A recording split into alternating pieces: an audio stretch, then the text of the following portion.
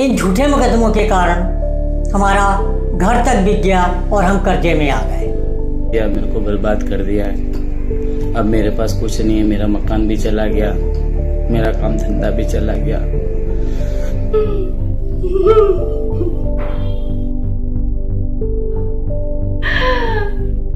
हमें इंसाफ चाहिए। मेरे 2 बच्चे अनाथ आश्रम में चले गए। बीबी ने दूसरा शादी किया, मम्मी का मानसिक संतुलन खराब हुआ और पापा का देहांत हो गया। कि सबसे ज्यादा मिसयूज जो हो रहा है, जिस एक्ट का मिसयूज होता है वो आईपीसी धारा 498A। इन धाराओं का बहुत गलत तरह से मिसयूज होता है और ज्यादातर पुरुष जो है वो शर्मिंदगी की वजह से या बहुत सारी वजह की वजह से सामने आकर के बोल नहीं पाते हैं।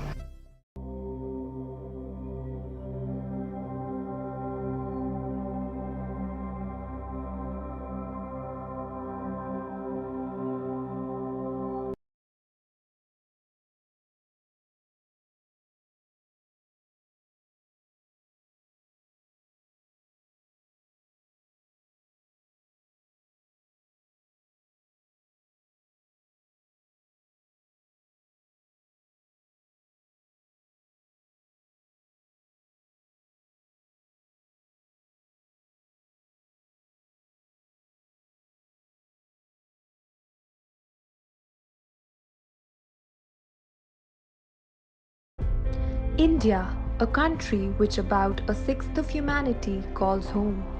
Of these estimated 1.36 billion people, more than 51% are men. Men who are thought to dominate the so-called patriarchal Indian society, and men whom most of us erroneously assume to be so invincible that they can never be victimized by anyone, let alone women. Nothing could be further from the truth. Men can be as vulnerable to crime, harassment, exploitation, and victimization as women, if not more. And thus, just like women in India have a National Commission for Women, men too must have a National Commission of their own to safeguard their rights, men's rights. Activist Barkhat Rehan, who has long been at the forefront of the men's rights movement in India, explains. पुरुष अधिकार एक ऐसा मुद्दा है जो बेहद संवेदनशील और अनेकों लोगों की जिंदगियों से साथ जुड़ा हुआ है। यह समान न्याय की वो गुहार है जिसे सरकार व समाज द्वारा लगातार नकारा जाता रहा है। भारत में जब भी पुरुष पीड़ा में होता है तो उसकी कोई सुनवाई नहीं, खासकर तब जब वो एक महिला द्वारा सताया जा रहा हो। हम इस सत्य से मुंह फेर लेते हैं कि पुरुष भी घरेलू हिंसा, अत्याचार, बलात्कार, छेड़छाड़, अन्याय अथवा जबरदस्ती का शिकार हो सकते हैं। हम मानते ही नहीं कि उनको भी दर्द हो सकता है, वो दर्द जिसे लोग न तो समझते हैं और न समझना चाहते हैं। हम इस विषय पर विचार ही नहीं करते कि पुरुषों को भी महिलाओं के समान न्याय और अधिकार मिलने चाहिए। इस डॉक्यूमेंट्री के माध्यम से हम पुरुष अधिकार की हो रही अनदेखी और पुरुषों के साथ हो रहे कानूनी एवं अन्य भेदभाव के विषय में लोगों को जागरूक करना चाहते हैं तथा राष्ट्रीय पुरुष आयोग के गठन को मुख्य धारा में विचार विमर्श का मुद्दा बनाना चाहते हैं। इस डॉक्यूमेंट्री का मकसद महिलाओं के खिलाफ हो रहे अपराध को कमतर आंकना नहीं है, बल्कि महिलाओं की सुरक्षा के लिए बनाए गए विशेष कानून और प्रावधान के हो रहे दुरुपयोग पर रोशनी डालना है। हमारी कोशिश किसी को भी दोषी या निर्दोष घोषित करना नहीं है। हम चाहते हैं इस फिल्म के माध्यम से पुरुषों की दर्द भी सुनी जाए जो अक्सर अनकही और अनसुनी ही रह जाती है। हम उन्हें एक मंच देना चाहते हैं।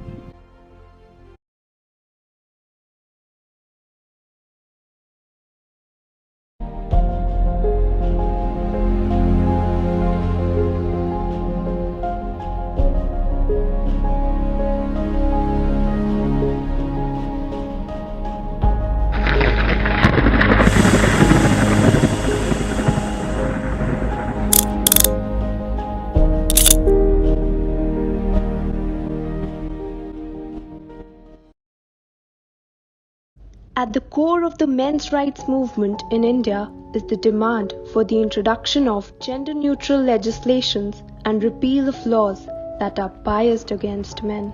The reason cited for this clamor is the harsh reality that the very laws that were enacted with the bona fide intention to protect women are now being not just misused but grossly misused by them.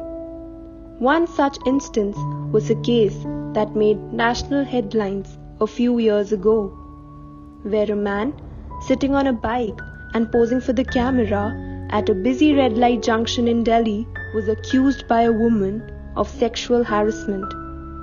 5 years and many hearings later, the now acquitted Sarabjit Singh shares his ordeal. मेरा नाम सरबजीत सिंह बेदी है। मैं दिल्ली में रहता हूँ। 23 अगस्त 2015 को एक लड़की ने सरेआम मेरे ऊपर एलिगेशंस लगाए कि मैंने उसको छेड़ा है, उसको मारने की धमकी दी है। और वो एरिया था तिलक नगर मार्केट का, जहाँ पे सैकड़ों लोग रहते हैं। इतनी भीड़ भाड़ वाला एरिया है।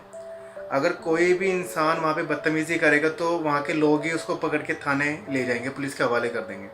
जब मेरा केस शुरू हुआ 2016 मार्च में, तब वो अपना कनाडा हायर स्टडीज़ के लिए चली गई थी।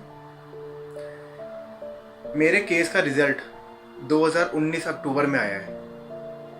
4 साल मैंने कोर्ट के चक्कर काटे हैं कि मैं बेकसूर हूँ, मैं बेकसूर हूँ। इस बीच में मेरी फैमिली डिप्रेशन में चली गई, मैं मेंटली डिप्रेस हुआ।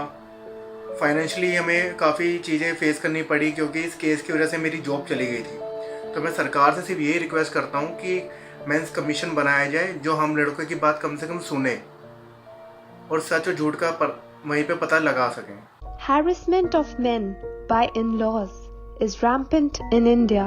In certain cases, this unfortunately leads to the male victims committing suicide due to them being unable to withstand verbal, emotional, economic and physical abuse from their wives and in-laws.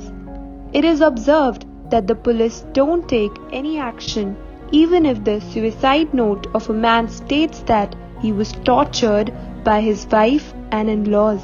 But in case of a woman's suicide, her husband's family is taken into custody without any prior investigation.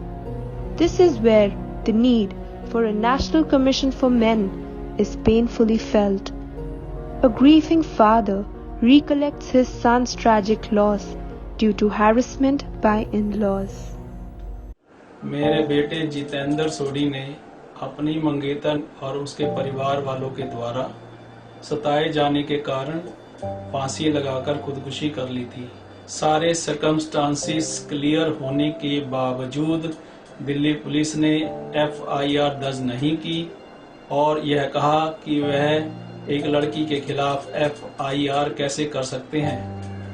Delhi police ने आरोपियों के साथ मिलकर सबूतों के साथ छेड़छाड़ भी की।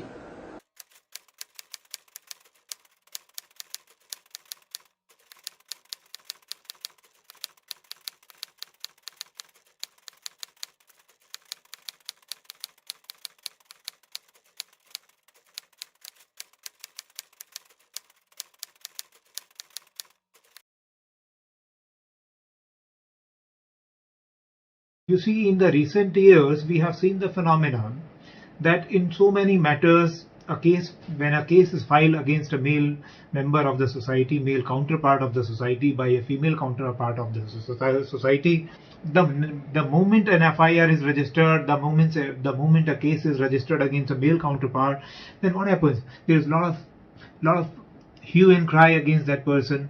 There is a loss of family, loss of reputation, loss of job at times. So there are so many blackened areas which are created for him. So in such a scenario, we have seen in the past that there have been so many suicides also committed by male counterparts just because the person's name has come into some sexual offense which he perceived that it is a false thing. Should we not bring a law to protect the identity of those male members of the society whose names are reflected into any such sexual offences, and until that period, till the time they are pronounced guilty? should not we provide a sense of security in the society for them? The anti-dowry laws in India, such as Section 498A of IPC, are frequently being misused by wives to harass and extort husbands, and attributed to this is the high suicide rate among married men in India, which is almost twice that of women. Men falsely accused of seeking dowry have nowhere to go to seek justice for themselves. If only we had a men's commission, but sadly we don't. The laws that were brought in to save women's lives are now ruining and in some cases even taking lives, male lives. A victim remembers. मैं भी एक victim हूँ और मैं ऐसी लड़कियों के वजह से विक्टिम हूँ जो कि अपने जो सरकार ने जो सुविधाएं उनके बचाव के लिए बनाई हैं उसका वो गलत इस्तेमाल करती हैं। ऐसी बहुत सारी चीज़ें आए दिन होती है जिसको हम लोग इग्नोर कर देते हैं क्योंकि हमारे जहन में ये एक चीज़ बैठी हुई है कि लड़की है तो विक्टिम होगी।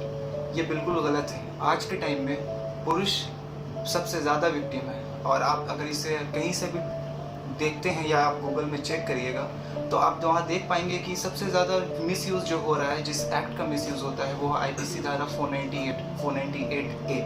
इन धाराओं का बहुत गलत तरह से मिसयूज़ होता है और ज़्यादातर पुरुष जो हैं वो शर्मिंदगी की वजह से या बहुत सारी वजह की वजह से सामने आकर के बोल नहीं पाते हैं। मैं उनमें से नहीं था। मैंने आवाज़ उठाई और मैंने काफ़ी कोशिश की कि मैं अपनी चीज़ों को पूरा कर पाऊँ, जो मेरे साथ गलत हुआ है उसके लिए मुझे इंसाफ मिले। बट जस्ट बिकॉज मैं एक लड़का हूँ इसलिए मेरी किसी ने नहीं सुनी।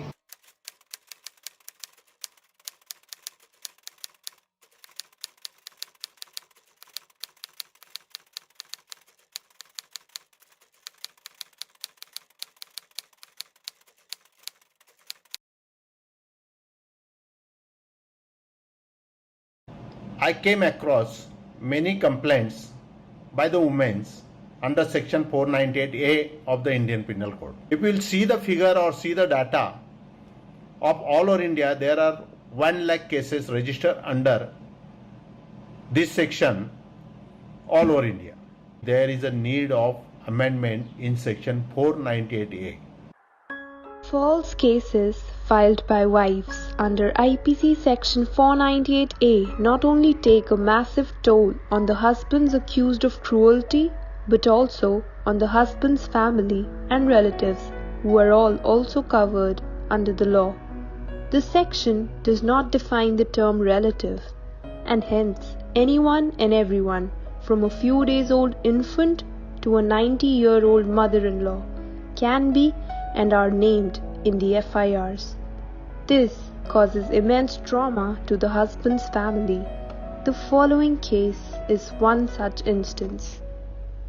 मेरी पत्नी और उनके बड़े भाई जो पेशे से डॉक्टर हैं, अपने पावर का गलत इस्तेमाल करके हम पर 498A, 147, 323, 420, 452, 504, 506 और 3/4 के झूठे मुकदमे में फंसाया हुआ है। इस झूठे मुकदमे की प्रताड़ना से मेरी मां सदमे से गुजर रही है।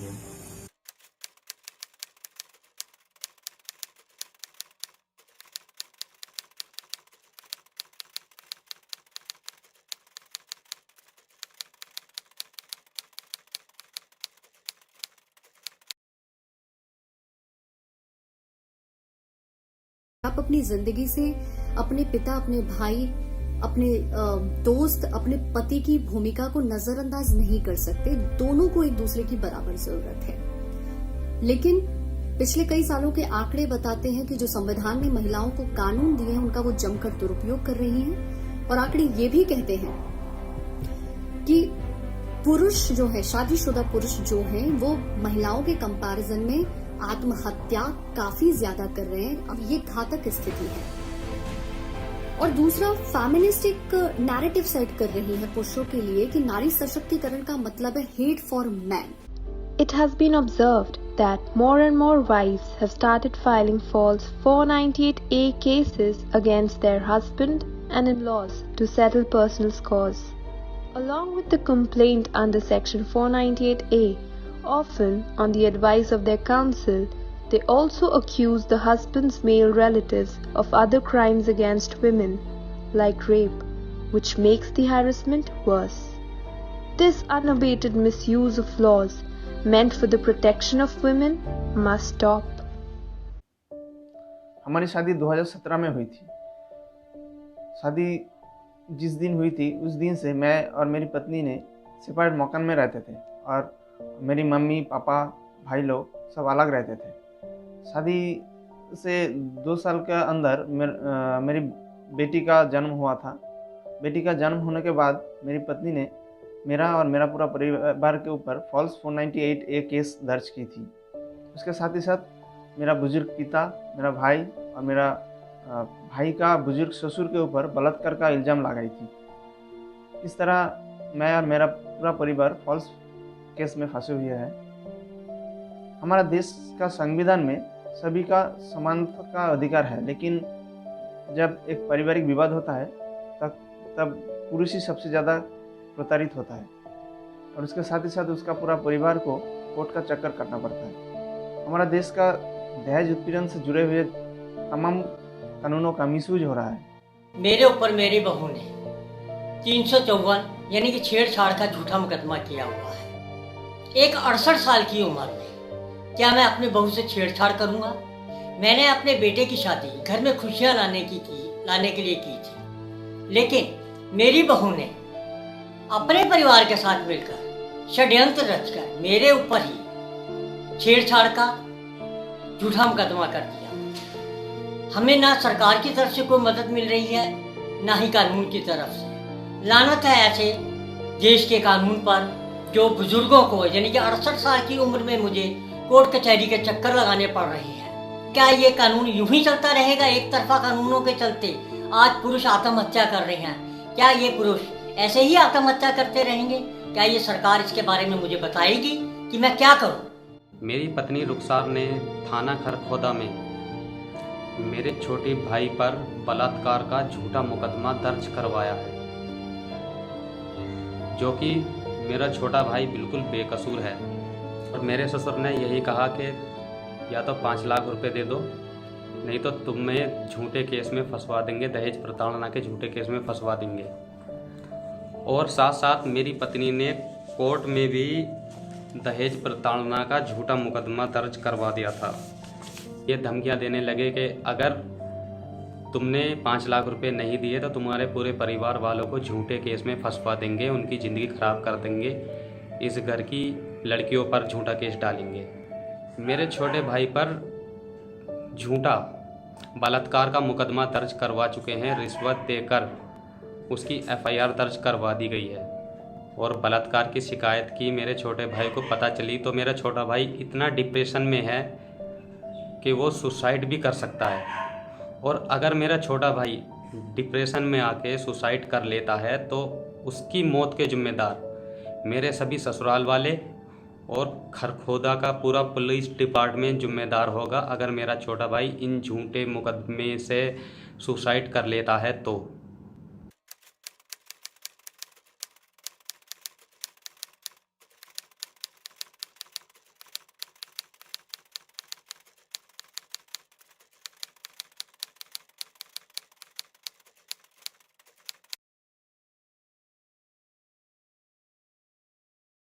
Extreme misandry and biased feminism are just as dangerous as misogyny.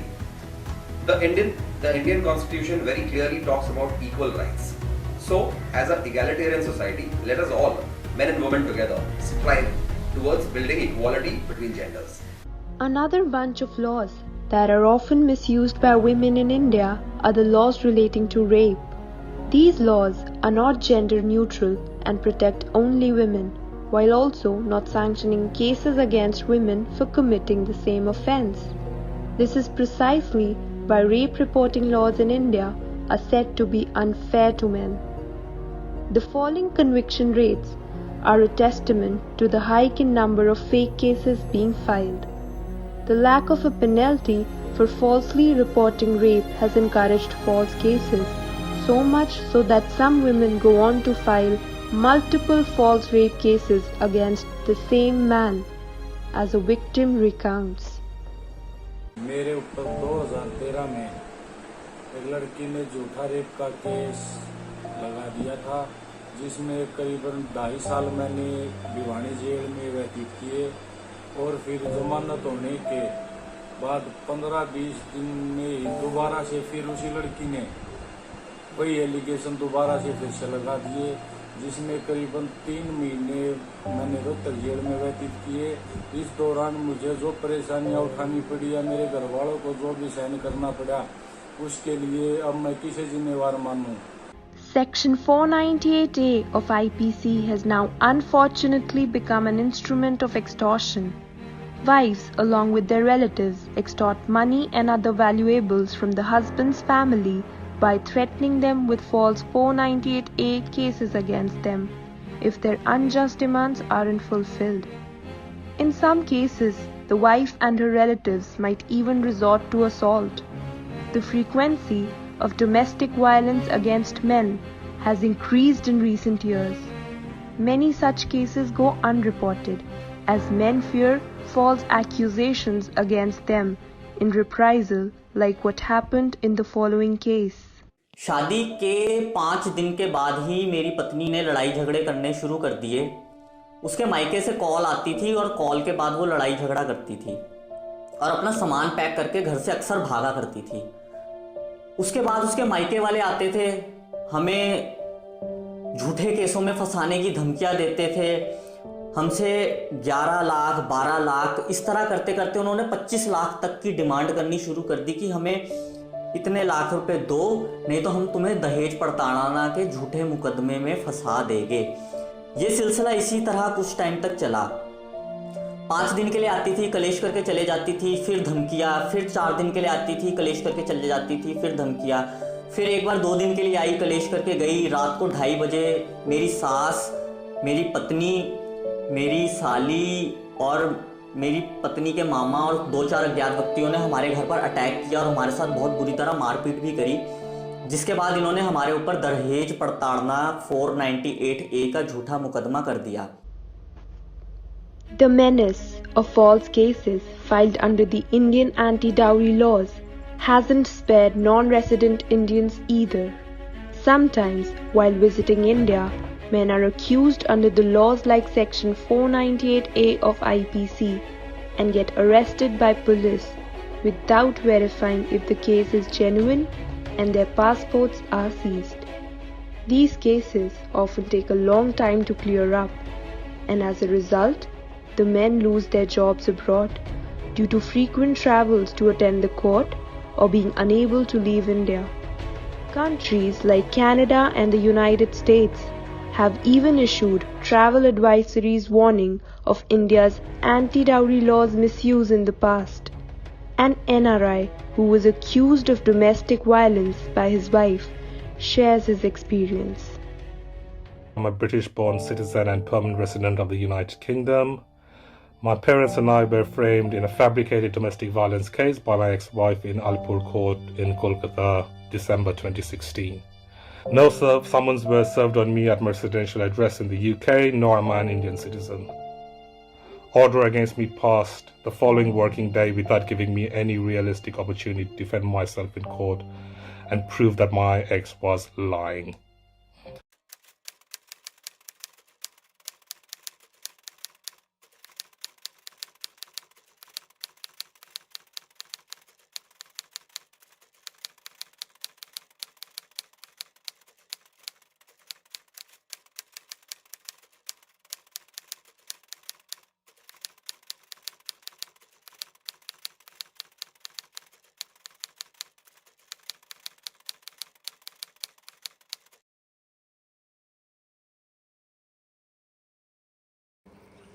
But often, although by way of exception, there are cases when there are false cases, supposedly given out by those who are perceived to be the weaker sections of society. And it is here that the problem arises. I would like to place on record 2 or 3 instances and statutes that have been the subject matter of misuse. The first is the Dowry Act. because a large percentage of such cases are those wherein the in-laws are framed by the complainant. The second is in respect of sexual harassment cases that are fake are sufficient to have horrifying consequences. The career, the reputation of the accused is finished. It's a different matter that the man may be acquitted in times to come. But the very fact that the adverse media publicity, the stigma attached to these allegations are enough to cripple a person mentally, spiritually, and financially. And then the Domestic Violence Act cases. There are cases which are done only to harass a particular individual and his family. Many cases of domestic violence against men by wives and their relatives go unreported due to lack of legal remedies and fear of retaliation through false cases. Also, there is no legal provision for married men facing verbal or mental abuse to seek justice. The Domestic Violence Act needs to be made gender neutral. The situation is crying out for a men's commission which could help redress the grievances of victimized men, protect their rights, and advise the government and legislatures on policy matters.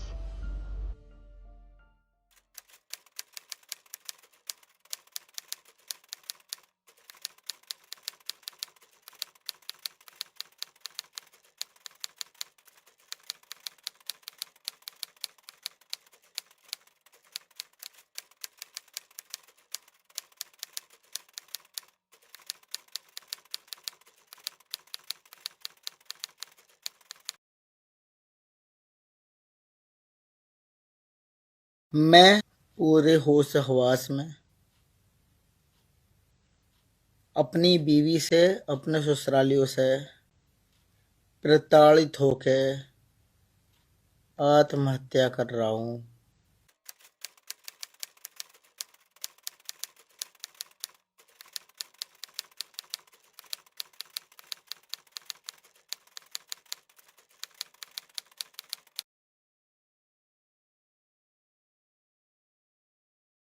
अगर तू मेरी बेटी को तलाक और पैसा नहीं देगा तो तुझे जान से मार डालूंगा।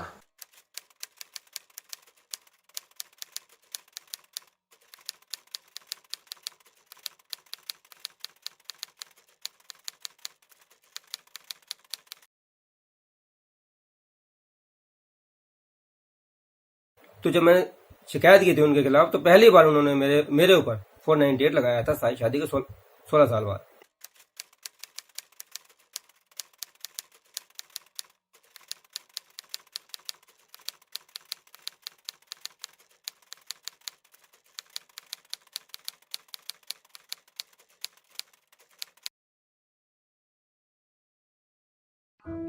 In today's era, male are having tough time. Society that they are facing the fake cases against them. If the case occurs against them, they become very depressed, and thus some of them they commit suicide also. And that is why if you see this, number of committing suicide is higher in male than female.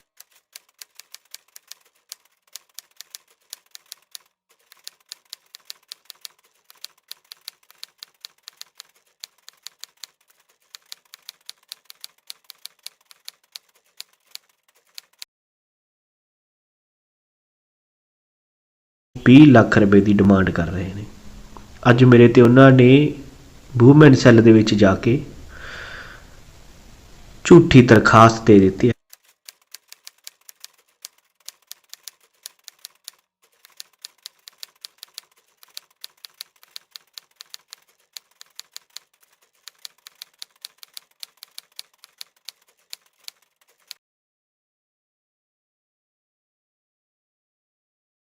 लोग हैं, खर्चे बहुत हैं, ऊपर से court कचहरी, सूद पे पैसा लेके ज़मीन बेच के हम लोग केस लड़ रहे हैं।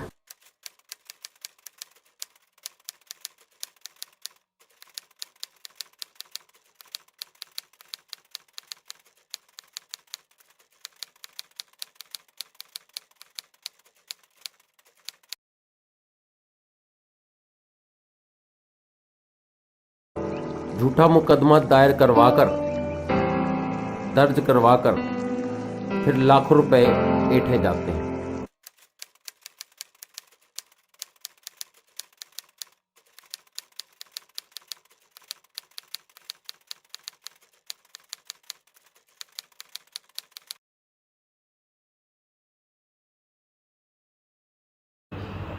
माँ बाप को साथ रखोगे तो मैं तुम्हारे साथ नहीं रहूँगी।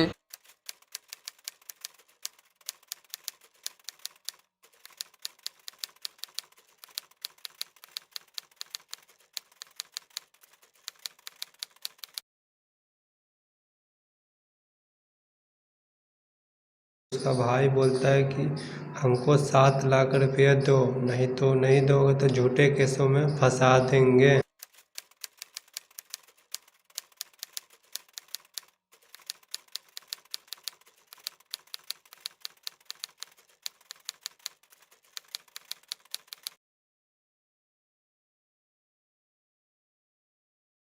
Declining and destroying concept of family. In our culture, in our tradition, the concept of family, the relationship between husband and wife was taken as unbreakable and was supposed to last for 7 lives. Unfortunately, the blind copy of West has focused on rights alone and has made us forget our duties. It is because of this reason that stupid kind of rights are being asked for, like the right to be promiscuous, the right to cheat. And today what I have been seeing is that with increasing frequency, the families are breaking because of adultery. It has been observed that some brides bring false dowry charges like those under Section 498A of IPC against their in-laws when they fail to adjust to them for some reason or do not wish to continue the marriage. Such fake cases not only destroy the life of the husband but also those of his relatives who are often named along in the FIR. They not only have to endure economic hardships due to job losses and the burden of fighting a long and costly legal battle for justice, but also face emotionally crippling social boycotts. হলো আমার দাদার বিয়ে হয় March মাসে। আমার বৌদি একজন nurse, তাই সে আমাদের বাড়ি। मेरे बड़े भैया की शादी मार्च में हुई थी। भाभी एक नर्स है और हमारा घर हावड़ा में है। शादी के बाद उनको एक नर्स की सरकारी नौकरी मिल गई और फिर उन्होंने हमसे कोई संबंध नहीं रखा। हमने उन्हें समझाने की बहुत कोशिश की कि घर वापस आ जाओ, लेकिन उन्होंने हमारे पूरे परिवार के खिलाफ 498A का केस डाल दिया, जो कि बिल्कुल बेबुनियाद और झूठा है। इसकी वजह से मुझे कोई भी सरकारी नौकरी नहीं मिल पा रही है और मेरी शादी का जो रिश्ता तय हुआ था वो भी टूट गया। हम समाज में अकेले पड़ गए हैं। रिश्तेदारों और दोस्तों ने भी हमसे नाता तोड़ दिया है। Almost a quarter of people arrested under Section 498A of IPC are women themselves, who are female relatives of accused husbands, mostly mothers and sisters. Wives who are unhappy with their marriage at times file false cases under Section 498A against husband's family at the behest of their relatives. Extortion and even assault of the helpless husband's family follows. Men with low incomes are rarely targeted, and most victims of misuse are well off. These laws assume that women are always truthful and don't place much importance on evidence.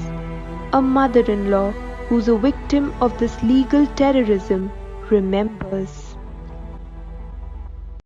11 दिन में ही मेरी बहू और उसके घर वालों ने मिलकर हमारा जीना मुश्किल कर दिया। उनके घर वाले आकर और प्रताड़ित करते, हमें धमकाते और कहते कि हमें इतने लाख रुपए दो, नहीं तो हम तुम्हारी FIR दर्ज कराएंगे। एक बार हमारे साथ मारपीट भी की और फिर इन्होंने हमारी झूठी FIR दर्ज कराई। हमने ऐसा कौन सा अपराध कर दिया कि अपने बेटे की शादी की, हमें मुजरिम बना दिया।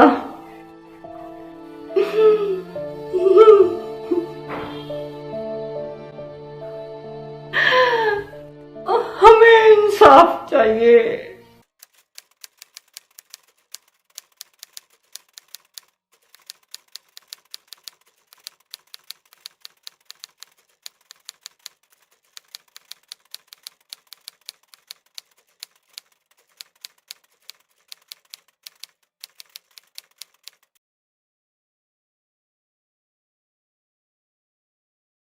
मेरी शादी के कुछ दिन बाद से ही मेरी पत्नी की यह मांग रहने लगी कि मैं माता पिता से अलग रहूं।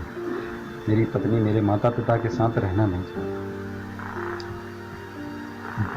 जब ये माता पिता के साथ मैं रहता था और मेरी पत्नी की जो है मैंने ये मांग नहीं मानी, तो मेरी पत्नी ने मुझ पर 498A का झूठा मुकदमा मुझ पर दर्ज करवा दिया, जिसके कारण मुझे बहुत परेशान होना पड़ा। पुलिस ने भी कुछ मुझे परेशान किया।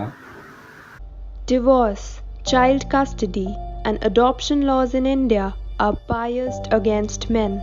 They allow divorced wives to stop men from seeing their children for long periods of time. They prescribe for alimony to be granted to the wife, even if she is the primary earner of the family. The laws see men as less capable of bringing up children. In India, child custody is granted to the father only if the mother is mentally unstable or has left home, leaving behind the children. This is grossly discriminatory, as a grieving father found out. मेरी wife को मैंने उसके पप्पा को मकान बनाने का था, तो 7.5 लाख रुपए दिए थे उधार। अब जब वापस देने का टाइम आया तो वो मेरे को छोड़ के और बच्चों को छोड़ के चली गई। और झूठे झूठे केस करे, 458, 125 डोमेस्टिक दिया, मेरे को बर्बाद कर दिया है। अब मेरे पास कुछ नहीं है, मेरा मकान भी चला गया, मेरा काम धंधा भी चला गया, बच्चों को छोड़ के चले गए। उसके बाद में 4 महीने बाद मेरे को 5 महीने बाद फोन करा कि बच्चे मेरे को दे दो, तुम्हारे को कुछ भी नहीं देने का है। उसके अलावा भी वो मेरे को बच्चों से मिलने नहीं देती।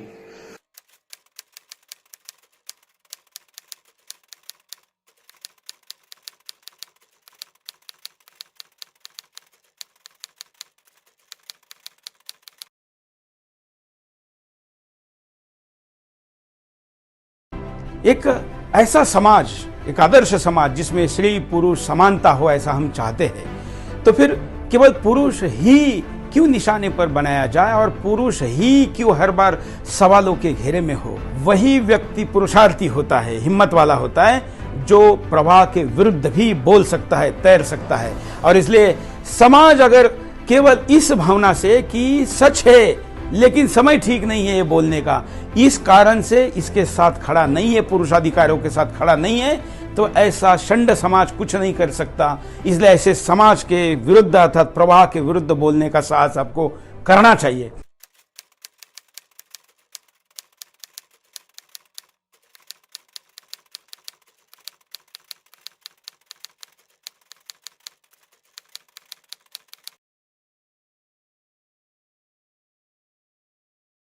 कि सभी झूठे केसों की जांच सच्चाई और कानूनी तरीके से की जाए।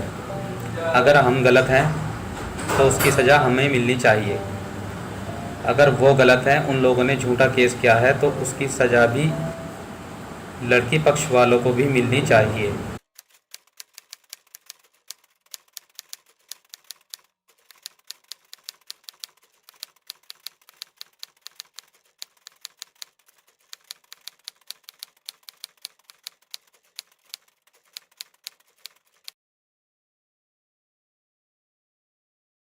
आम जिंदगी और फिल्मी जगत में मैं देख रही हूँ कि कुछ औरतें अपनी सुरक्षा के लिए बनाए गए अधिकारों और लॉज का गैर इस्तेमाल कर रही हैं।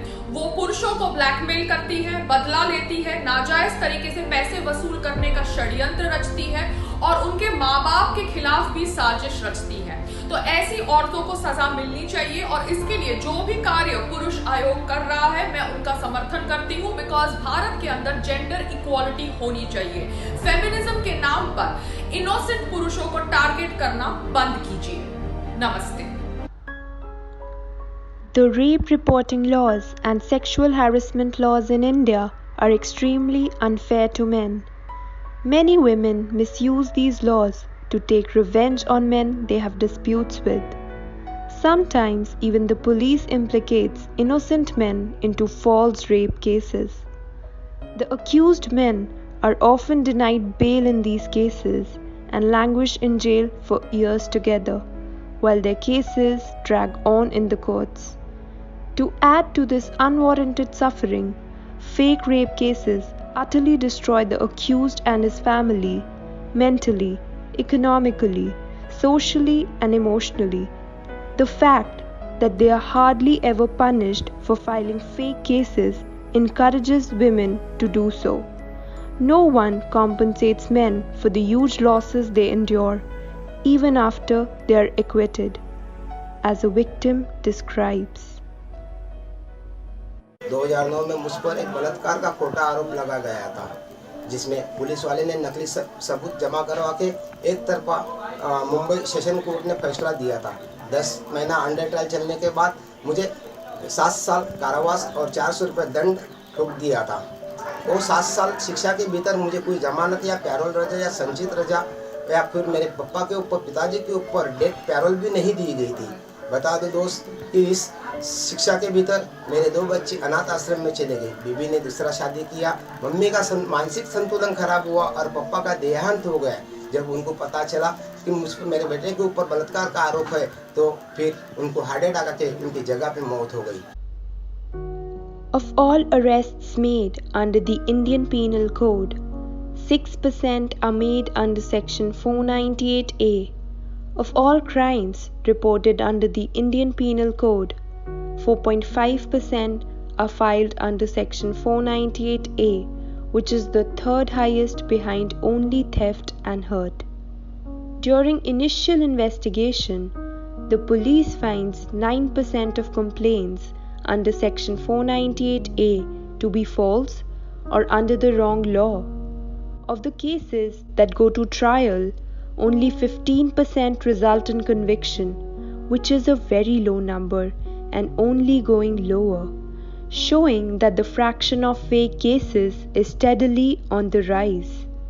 Lakhs of cases under Section 498A are pending in the Indian courts. Fighting fake cases is by no means easy and takes a heavy toll on the accused and his family, even reducing them to near beggary in some cases, as justice is hard to come by while the costs keep mounting up. This is why the constitution of a National Commission for Men by the Indian government becomes important, to look into cases of false accusations filed by women against innocent men and get such men justice, as a victim's father pleads. इन झूठे मुकदमों के कारण हमारा घर तक बिक गया और हम कर्जे में आ गए। हमें कोई भी ना कोर्ट में कहीं भी इंसाफ नहीं मिल रहा। मैं भारत सरकार से प्रार्थना करता हूं कि पुरुष आयोग का गठन हो, ताकि महिलाओं द्वारा हो रहे कानूनों के दुरुपयोग को रोका जा सके और पुरुषों की भी सुनवाई हो।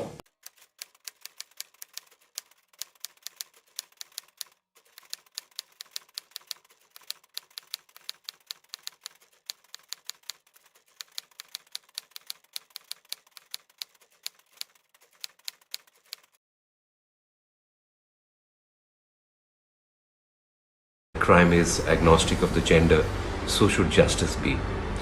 Just like we are fighting against all the evils that have been perpetrated against women for all those years, we must also understand that there are many such injustices that are prevailing against men too. And we must give them equal opportunity to be heard for anything that's gone wrong with them to be corrected.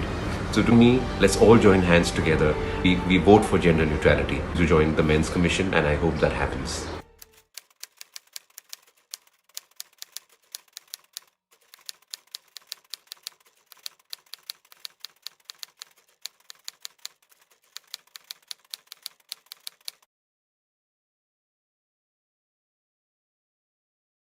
51% जनता जो पुरुष है, पारिवारिक मामलों में या प्रताड़ना के मामलों में जब उनके साथ किसी भी परिस्थिति में किसी प्रकार की प्रताड़ना होती है तो उनके पास क्या किसी प्रकार के कोई सुरक्षा के साधन है? पुरुषों को जो है वो अपने अधिकार से वंचित किया जाता है और कहीं ना कहीं पुरुष अधिकार की जब बातें होने लगती है तो हम हंसने लगते हैं, मुस्कुराने लगते हैं और उन्हें तुच्छ मानकर उनके अधिकारों से वंचित कर देते हैं। ये बहुत ही गंभीर विषय है जहाँ पुरुषों को अपनी बात रखने का कोई पटल नहीं है, कोई ऐसी व्यवस्था नहीं है जहाँ पे पुरुषों को अधिकार के लिए अपनी लड़ाई लड़ सकें। तो ऐसे मंच को प्रदान करने के लिए हम सबको मिलकर एकत्र होकर पुरुष अधिकार संगठन के लिए लड़ना होगा और पुरुष आयोग की मांग हमें पुरजोर करनी होगी। Establishment of the National Commission for Men in India to safeguard men's rights, take up their issues and protect them from injustices must be our core agenda. And we should all unite in our crusade for the realization of this agenda.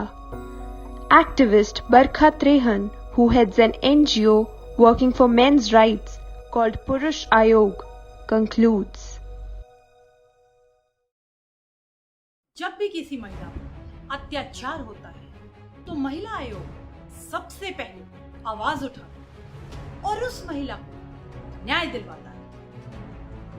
महिलाओं के अधिकारों की रक्षा के लिए और उन्हें हर प्रकार के अत्याचार से बचाने के लिए तो हमारे देश में महिला आयोग है। लेकिन पुरुषों के अधिकारों की रक्षा कौन करे? उन्हें अत्याचार से कौन बचाए? अत्याचार तो पुरुषों पर भी होते हैं और अक्सर महिलाएं भी गलत होती हैं। फिर हम इस सच को अनदेखा क्यों कर देते हैं?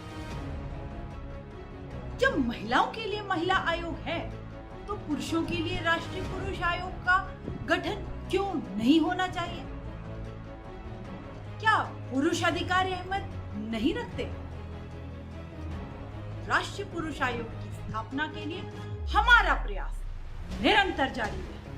मैं सभी भाइयों और बहनों से विनम्र निवेदन करती हूँ कि आप सभी इस नेक मुहिम में हमारे साथ जुड़े, हमारी ताकत बने, जो हम सब एकजुट होकर अपनी आवाज बुलंद करेंगे तभी नेशनल कमीशन फॉर मेन का गठन का उद्देश्य पूरा हो सके। शौक नहीं है, यह मजबूरी है। राष्ट्रीय पुरुष आयोग का गठन बेहद जरूरी है। हम सभी को आज ये प्रण लेना चाहिए, जब तक भारत का संसद और जब तक भारत सरकार मिलकर राष्ट्रीय पुरुष आयोग का गठन नहीं कर देते, तक हम अपनी आवाज और बुलंदी से उठाते रहेंगे, आंदोलन करते रहेंगे, मीडिया में इस मुद्दे पर बहस जारी रखेंगे, राजनेताओं पर दबाव डालते रहेंगे। जब तक मेंस कमीशन नहीं बन जाता, हमारा यह संघर्ष जारी रहेगा।